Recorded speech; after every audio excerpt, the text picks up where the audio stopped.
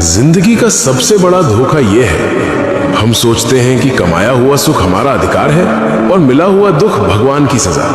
पर सच्चाई उल्टी है। दुख वहीं भेजा जाता है जहां उठने की क्षमता हो, और भगवान वहीं ठहरते हैं जहां आत्मा हार मानने लगे।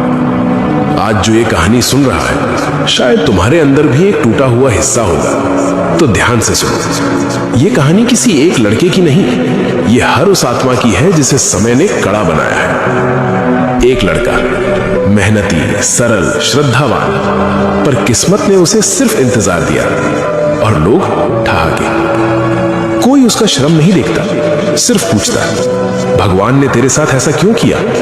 और एक रात उसने आसमान से फुसफुसाया, महादेव, क्या मेरी भक्ति अधूरी थी? जवाब फिर भी खामोशी। पर वही खामोशी उसके भीतर एक नई चीख जगा रही थी, एक बदलाव की आग। वो टूट कर गिरा, पर टूटना उसकी पराजय नहीं थी, ये उसके अहंकार की मृत्यु थी। रोते रोते उसने पुकारा, अगर भटक रहा हूं रोक लो, अगर गिर रहा हूं पकड़ लो, अगर हार रहा हूं जगा दो। और पहली लकीर यहीं बदली, जब जिंदगी का प्रश्न क्यों मैं रूपांतरित हुआ, अब मुझे क्या सीखना है। ध्यान की उस रात उसे शब्द नहीं मिले, पर एहसास मिला, साधक, मैं तेरी राह बदलने नहीं आया, तू जिस रास्ते पर है उसी को पवित्र बनाने आया हूं। यह संकेत था, भक्ति भागने का द्वार नहीं, टिके रहने का व्रत है। वो लड़का उठा, पर अब उसकी दृष्टि बदल चुकी थी।